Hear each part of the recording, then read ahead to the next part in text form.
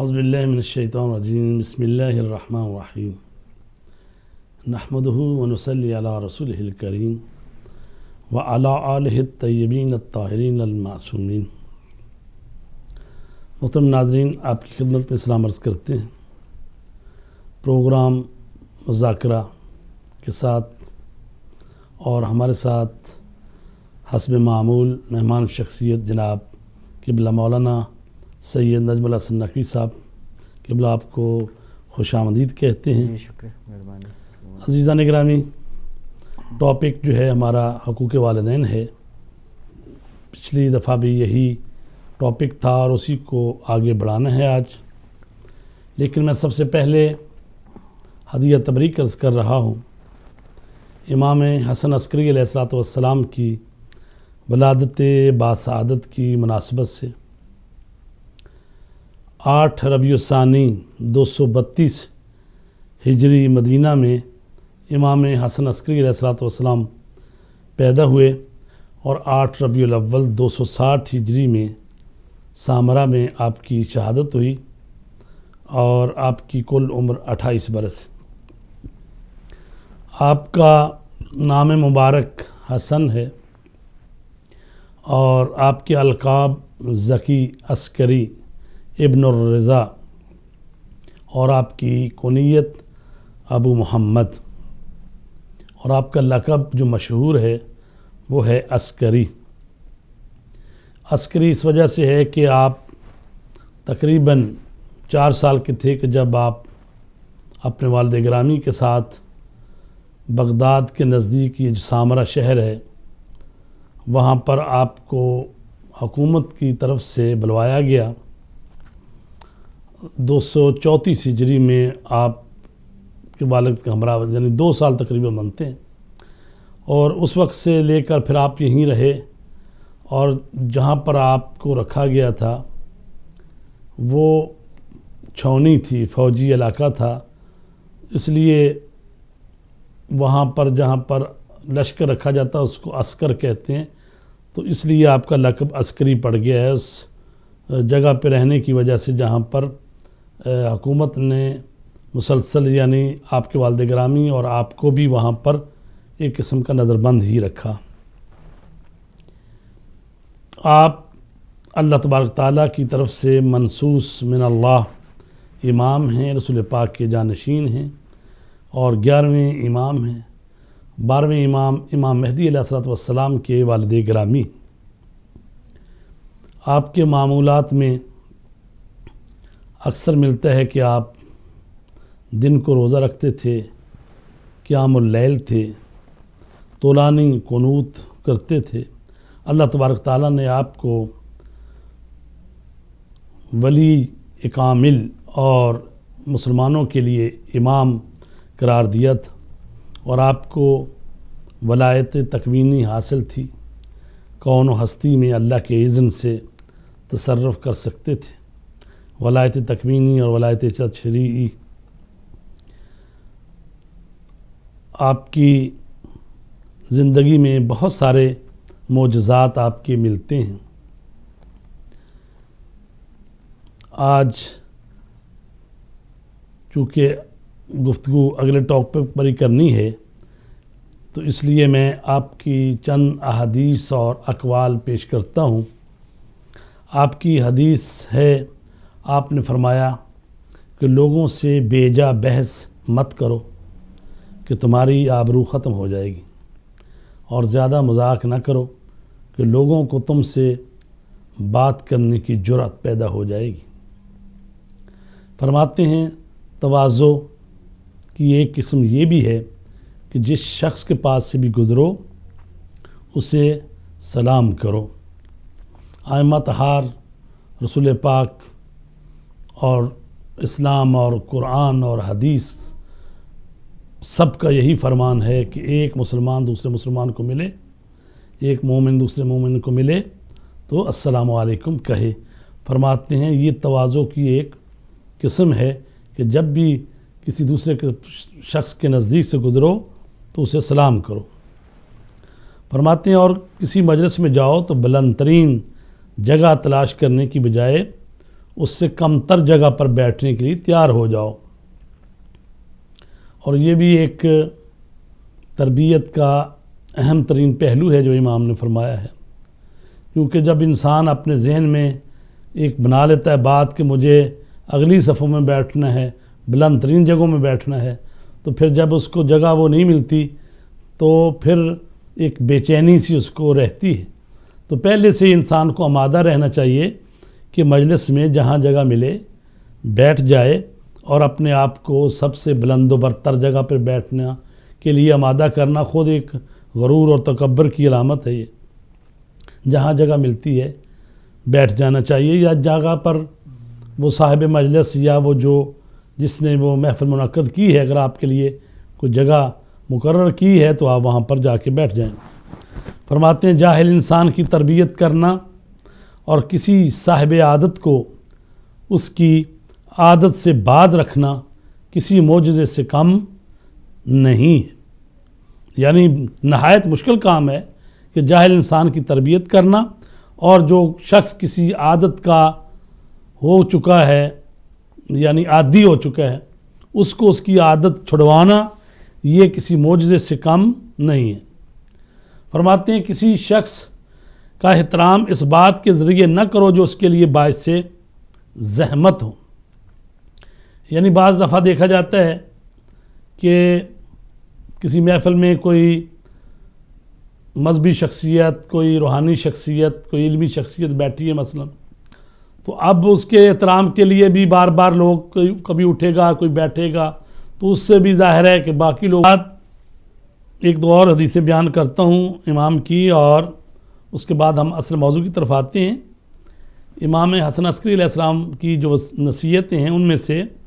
فرماتے ہیں کہ اوصیکم بتقوی اللہ والورع فی دینکم والاجتہاد للہ۔ تو اس میں جن باتوں کی طرف اشارہ فرمایا گیا ہے، پرہیزگاری در دین، یعنی دین میں پرہیزگاری اختیار کرو، اللہ کے لیے جد و جہد کرو، کوشش کرو، امانت کو واپس کرو، خواہ صاحب امانت جو ہے وہ نیک ہو یا بد ہو۔ امام فرماتے ہیں کہ امانتیں ان کے اہل کے سپرد کر دو۔ ایک تو وہ ہوتی ہے کہ جو قومی امانت ہوتی ہے، اجتماعی امانت ہوتی ہے، تو ظاہر ہے کہ وہ امانتیں جو قومی ہیں، اجتماعی ہیں، ان کو تو ان کے اہل کے سپرد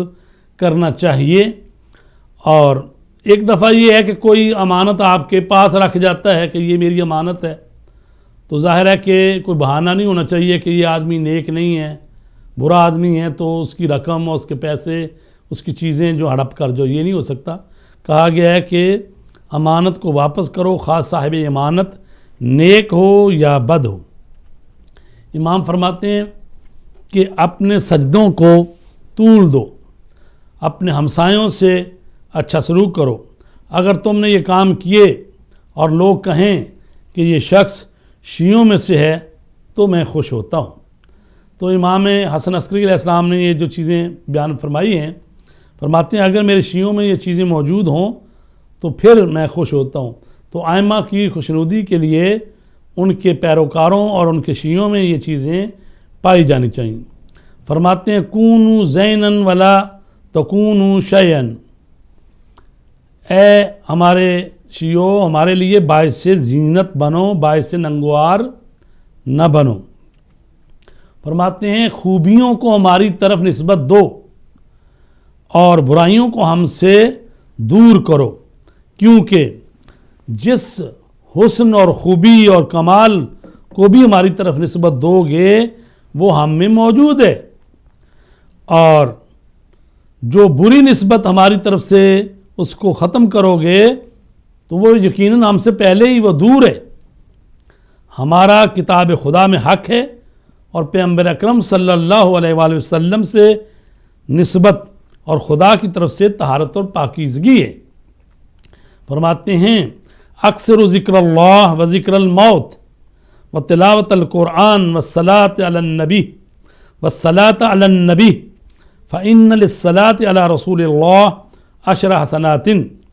فرماتے ہیں کہ اللہ کا ذکر زیادہ سے زیادہ کرو اور موت کے ذکر کو زیادہ کرو اور قرآن مجید کی تلاوت زیادہ کرو اور اپنے نبی پر زیادہ سے زیادہ درود پڑھو۔ فرماتے ہیں رسول پاک پر درود پڑھنا 10 نیکیاں ہیں ہر درود پڑھنے کی۔ عزیزان گرامی، امام کی آج کے اس پروگرام میں آخری حدیث کو بیان کر کے فرماتے ہیں احفظوا ما وصیتکم بہ واستودعکم اللہ واقرأ علیکم السلام، میری نصیحت کی حفاظت کرو، عمل میں رعایت کرو، تو میں خدا کے سپرد کرتا ہوں، تم پر سلام ہو۔ تو عزیزان گرامی، یہ وہ امام جو 11ویں ہیں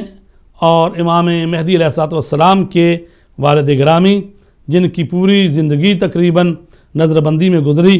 حکومت وقت دشمن تھی، کیونکہ جانتے تھے کہ ان کے صلح میں آخری حجت خدا آنے والا ہے جو ظالموں کی صفوں کو پلٹ دے گا اور دنیا میں ظلم و بربریت کا خاتمہ کرے گا اور اس دنیا کو نظام عدل و انصاف سے بھر دے گا، کما ملیت ظلماً و جورا، جس سے پہلے کہ وہ ظلم و جور سے بری ہوگی۔ تو ہم خداوند عالم سے دعا گو ہیں کہ وہ امام زمانہ کے ظہور میں تعجیل فرمائے تاکہ دنیا میں حقیقی نظام الہی قائم ہو۔ قبلہ آپ کو بڑی زحمت دی ہم نے، تو جو آج کا موضوع ہے جس پر بات کرنی ہے وہ حقوق والدین، اور قرآن مجید نے ارشاد فرمایا ہے،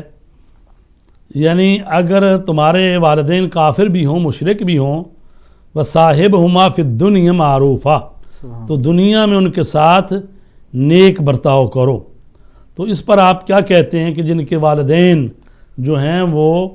ہم عقیدہ نہیں ہیں، ہم مذہب نہیں ہیں، یا بعض کے تو مشرکین ہوتے ہیں، بچے اولاد مسلمان ہو گئی، اور خصوصاً ہم نے پچھلی دفعہ یہ فیصلہ کیا تھا کہ اگلی دفعہ باپ کے حقوق جو ہیں ان کو زیادہ اجاگر کریں گے۔ تو میں آپ سے ملتمس ہوں کہ والدین کے حقوق اور بالاخص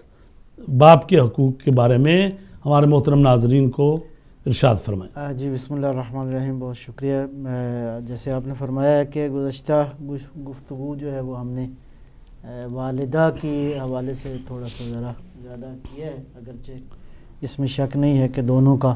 اپنا اپنا رول ہے۔ جی، میرا خیال یہ ہے کہ ماں اور باپ دونوں کا جو خاندان اور بچوں کی تربیت کے حوالے سے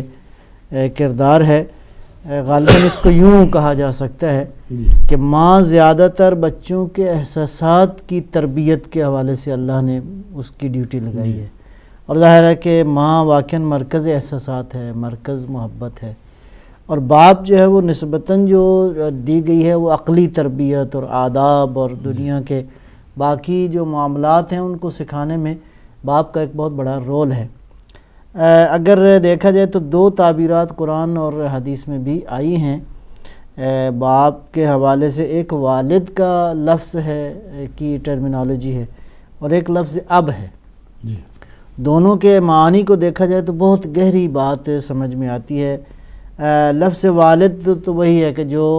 بچے کی ایجاد اور اس کے وجود کا باعث، جو مولود کا باپ ہے، جو مولود کا باپ ہے، جی، اور والدہ بھی اسی طرح، یعنی دونوں مل کے جو بچے کے وجود کا اور اس کے ایجاد کا باعث بنتے ہیں اس اعتبار سے۔ لیکن لفظ اب جو ہے اس میں زیادہ معانی میں وسعت پائی جاتی ہے۔ خود راغب اصفہانی جو کہ مفردات قرآن کریم کے حوالے سے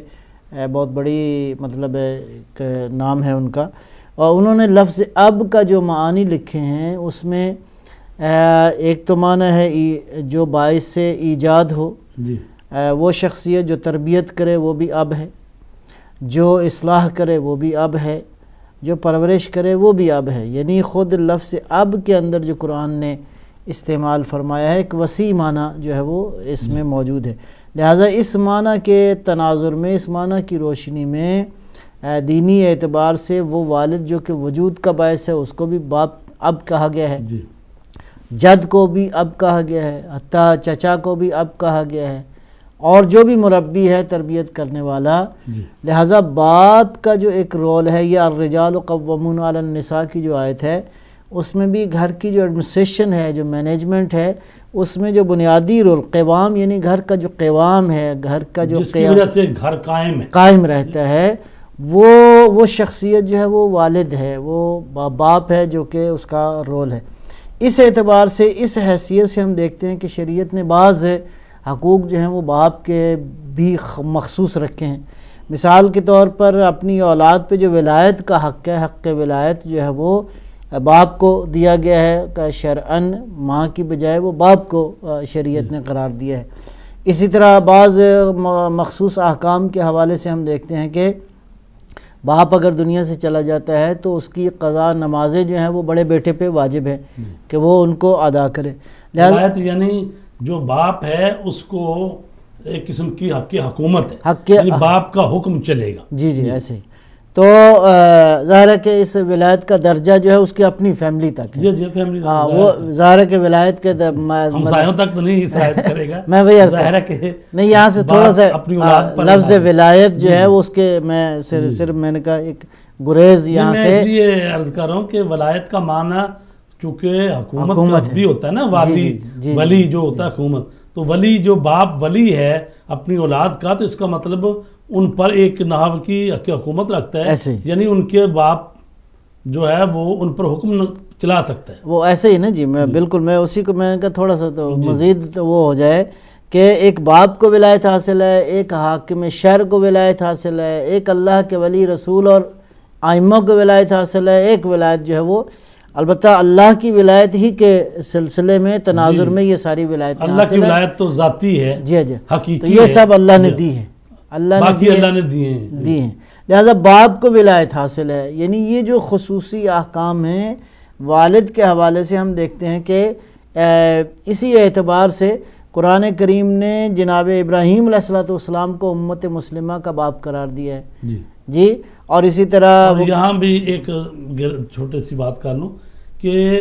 جیسا آپ نے فرمایا ہے کہ والد وہ حقیقی باپ ہوتا ہے، اور اب جو ہوتا ہے وہ تربیت کرنے والا یا سنبھالنے والا یا کوئی انتظام کرنے والا. تو حضرت ابراہیم کے بھی وہ چچا جو تھے آزر، وہ بھی انہی معنوں میں ہی قرآن نے اس کو اب کہا ہے. وہ حقیقی باپ تو نہیں تھے، حقیقی باپ تو طارق تھے، اور وہ آزر جو ہے ان کے چچا جان تھے. جی ایسے، اگرچہ وہ مشرکی تھا وہ. جی ایسے ہی. تو لہٰذا حضرت ابراہیم علیہ السلام جو ہے وہ امت مسلمہ کے باپ ہیں، وہی مانوی باپ ہیں. یعنی دین ابراہیمی، دین حنیف ابراہیمی جو ہے وہ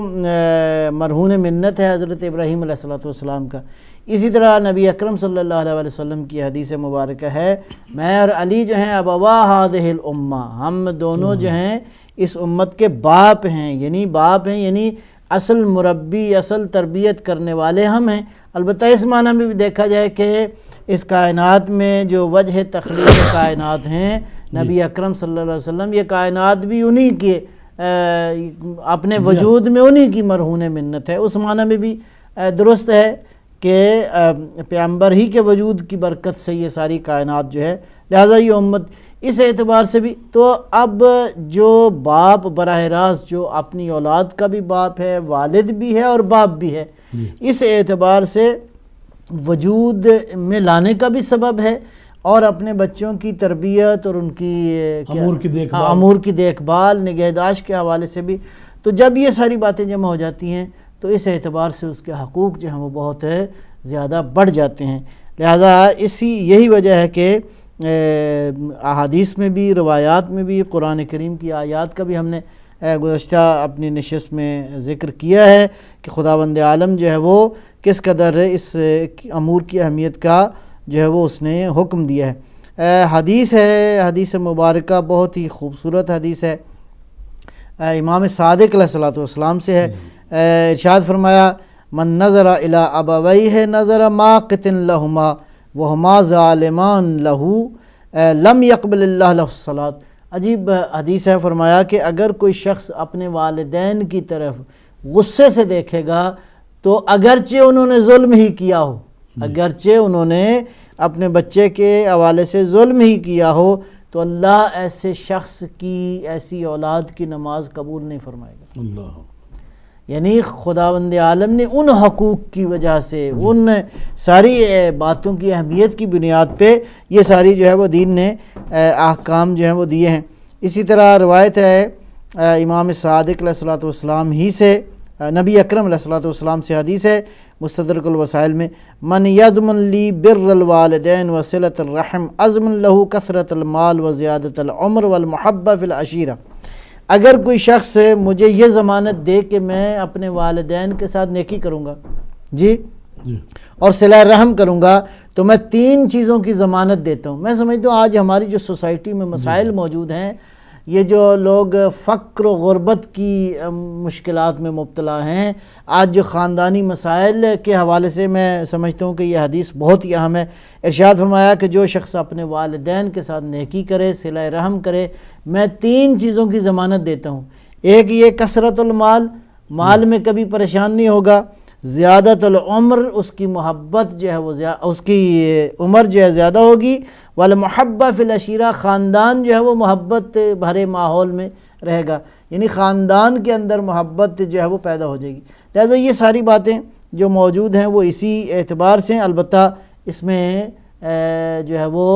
شریعت مقدسہ اسلام نے جہاں والدین کی اہمیت کے حوالے سے ساری باتیں کی ہیں، البتہ اگلی نشست میں انشاءاللہ قرار یہ ہے کہ ہم اولاد کے حقوق بھی بیان کریں، بہرحال تاکہ والدین جو ہیں وہ بھی انشاءاللہ توجہ فرمائیں گے اپنے بچوں کے حقوق کے حوالے سے۔ تاہم ابھی تک جو گفتگو ہو رہی ہے وہ یہی ہے کہ والدین جیسے بھی ہوں ان کے ساتھ نیکی کرنا، انکان مشرکین، مشرک بھی ہوں تب بھی نیکی کرنا جو ہے وہ واجب ہے۔ بلکہ روایت میں یہ بھی ہے کہ اگر کوئی شخص اپنے والدین، نبی اکرم صلی اللہ علیہ وسلم سے حدیث ہے، فرمایا بر ابا کا، اپنے باپ کے ساتھ نیکی کرو، وَإِنْ سَافَرْتَ فِي ذَلِكَ سَنَتَيْنِ، اگرچہ اس نیکی کرنے کے لیے تمہیں 2 سال تک سفر کرنا پڑے، جاؤ جا کے اپنے باپ کے ساتھ نیکی کرو۔ یہ واقعی میں سمجھتا ہوں کہ مزید اور یہ آج کل کے زمانے میں زیادہ حدیث صادق آ رہی ہے، اللہ کیونکہ دنیا جو ہے گلوبل ویلیج بن گئی ہے، اور بہت سارے لوگ ہیں کہ والدین کسی دوسرے ملک میں، اولاد کسی دوسرے ملک میں ہے، اور یہ اپنی اپنی مجبوریاں اور سلسلے لوگ ظاہر کرتے رہتے ہیں۔ تو یہ حدیث کہہ رہی ہے کہ اپنے والدین کو دیکھنے کے لیے جاؤ۔ یہاں پہ البتہ اس حدیث میں ابا کا، یعنی اس میں باپ کا ذکر ہے کہ اگر اپنے باپ کے ساتھ نیکی کرنا چاہتے ہو، وَإِنْ سَافَرْتَ فِي ذَلِكَ سَنَتَيْنِ، اگرچہ اس کے لیے 2 سال سفر کی زحمت اٹھانا پڑے، جاؤ جا کے اپنے باپ کے ساتھ نیکی کرو۔ امام رضا علیہ السلام کی حدیث ہے، فرماتے ہیں کہ بر الوالدین واجب وَإِنْ كَانَ مُشْرِكَيْنِ وَلَا طَاعَةَ لَهُمَا فی معصیت الخالق، فرماتے ہیں کہ والدین کے ساتھ نیکی کرنا واجب ہے اگرچہ وہ دونوں مشرک ہی کیوں نہ ہو، اور فرماتے ہیں کہ ان دونوں کی اطاعت نہیں ہوگی کس میں؟ شرک، جہاں اللہ کی معصیت ہوتی ہے، جہاں اللہ کی معصیت ہوتی ہے، صحیح بات، دین کے کاموں میں شریعت نے جو جائز قرار دیے ہیں، اگر وہ کہتے ہیں کہ ان کو نہ کرو تو پھر تو ان کی اطاعت نہیں ہے۔ والدین کی اطاعت جو ہے وہ دین کے دائرے کے اندر ہی ہے۔ اور منصور بن حازب ہیں، وہ کہتے ہیں میں نے امام جعفر صادق علیہ السلام سے پوچھا کہ اعمال میں کون سا عمل سب سے بہتر ہے، تو آپ نے فرمایا وقت پر نماز پڑھنا، والدین کے ساتھ اچھا برتاؤ کرنا، اور رائے خدا میں جہاد کرنا، تو یہ بہترین اعمال میں سے ہے۔ اور ایک اور دوسری حدیث ہے، فرماتے ہیں امام جعفر صادق علیہ السلام کہ جب ان سے پوچھا گیا کہ احسان کے معنی کیا ہے، تو آپ نے فرمایا ان کے ساتھ اچھا برتاؤ کرو، انہیں مجبور نہ کرو کہ تم سے کسی چیز کی درخواست کریں اگرچہ وہ بے نیاز ہوں۔ یعنی اگر ماں باپ اپنی اولاد سے وہ مانگتے ہیں کچھ چیز، تو یہ تو جب وہ کہا گیا کہ ان کی اطاعت کرو، تو وہ اطاعت کے زمرے میں آ کر وہ تو واجب ہو جائے گا۔ جب وہ کسی چیز کا اظہار کریں گے کہ یہ کام کرو، تو پھر تو واجب ہو جائے گا۔ یعنی احسان کی منزل یہ ہے والدین کے حق میں کہ ان کو سوال کرنے کی بھی زحمت نہ دو، سوال کرنے کی بھی زحمت نہ دو کہ وہ شرمندگی اٹھا. یعنی ظاہر ہے کہ یہ تو انسان کا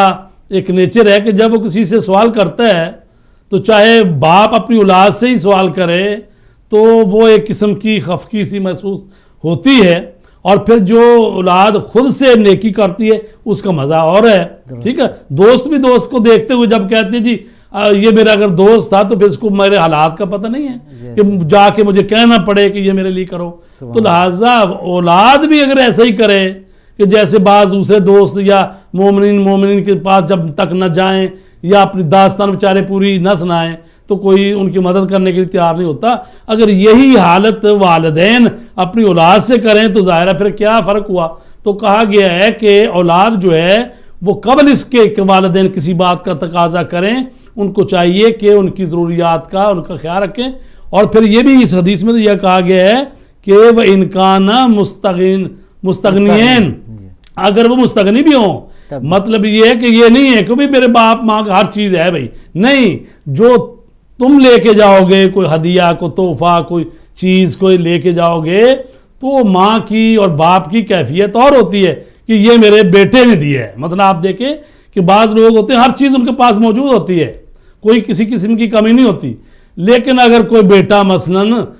باپ کے لیے کوئی گھڑی لے جائے کہ انگوٹھی دے دے یا کوئی اینک بنوائے کچھ چیز تو وہ دوسروں کو بتاتے رہتے ہیں یہ گھڑی میرے باپ میرے بیٹے نے مجھے بھیجی ہے، یہ انگوٹھی میرے بیٹی نے مثلا مجھے بنوا کے دی ہے. مطلب اگرچہ یہاں بھی میرے فوراً ذہن میں بات آئی، یہاں یہ بھی ہے کہ ہمارے معاشرے میں بعض دفعہ وہ کہتے ہیں لو جی یہ بیٹی سے کوئی چیز مانگ رہا ہے، نہیں، حالانکہ ایسی بات نہیں ہے. یہ اس میں جو کہا گیا ہے کہ اولاد ماں باپ کی خدمت کرے اور ان کے حقوق کا خیال رکھے، اس میں بیٹا بھی شامل ہے، اس میں بیٹی بھی شامل ہے. اچھا، رہ گئی بات یہ ہے کہ بیٹی چلو اگر وہ خود نہیں کما رہی تو وہ چونکہ شوہر کی مال ہے تو اس کی اجازت سے اگر کہیں خرچ کرنا چاہے، لیکن وہ بیٹیاں مثلا جن کے پاس پیسے ہیں یا وہ خود کما رہی ہیں تو ان کو تو اجازت لینے کی شوہر کی ضرورت نہیں ہے اس طرح سے. تو لہٰذا بیٹیاں جو ہیں اگر بالفرض کسی کی شخص کی بیٹے نہیں ہے بیٹی ہے تو اگر بیٹی کو کما رہی ہے تو ظاہر ہے کہ پھر اس پر واجب ہے، اسی طرح جس طرح بیٹے پر واجب ہے اسی طرح بیٹیوں پر بھی واجب ہوتا ہے کہ ماں باپ کی خدمت کریں. تو لہٰذا اس میں کوئی تفریق نہیں ہے کہ بیٹا کرے یا بیٹی کرے، یعنی کہ جس کے پاس بھی ہے اور وہ اپنے والدین سے بڑھ کر کون ہوتا ہے دنیا میں. تو لہٰذا ان کی جہاں عزت اور رسپیکٹ ضروری ہے، ان کی اطاعت ضروری ہے، وہاں ان کی ضروریات زندگی کا خیال رکھنا وہ بھی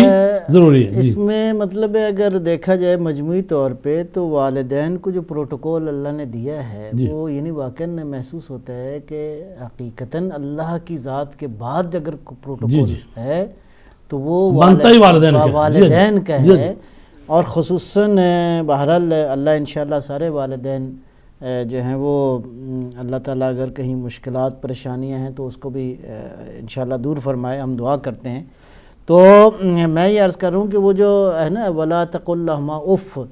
یعنی یہ بھی ہے روایات میں کہ والدین کی آواز سے آواز بلند نہ کرو.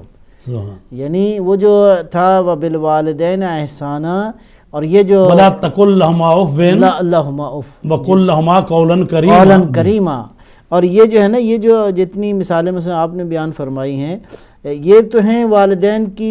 ظاہری طور پہ جو مادی ضروریات ہیں، ایک ہیں معنوی ضروریات. یعنی ان کو چاہیے کہ وہ اپنے بچوں کے قریب بیٹھیں، وہ اپنے بچوں کے مجھے ایک ایسے کسی بزرگ نے ایک واقعہ بیان کیا اور بڑا خوبصورت ہے میں سمجھتا ہوں. کہا کہ ایک باپ بیٹھا تھا تو اس نے بیٹے کو آواز دی تو بیٹے نے کہا جی بابا، پھر آواز دی، پھر کہا جی، تیسری چوتھی بار جب کہا نا تو وہ بیٹے نے پریشان ہو کے بگڑ گیا، کہا بابا کو کام ہے تو بتاؤ. تو ہنس پڑا، کہنے لگا بیٹا تو چھوٹا سا تھا تو نے مجھے کہا بابا، تو میں نے بڑے یعنی پوری محبت سے کہا کہ جی میرا بیٹا، تو 100 بار تو نے کہا اور میں نے 100 بار اسی جذبے سے پہلے والے جذبے سے جب کہا تو یہ واقعاً شفقت پدری اور ممتا کی ماں جو ہے، ماں کی جو ممتا ہے، یہ ایسی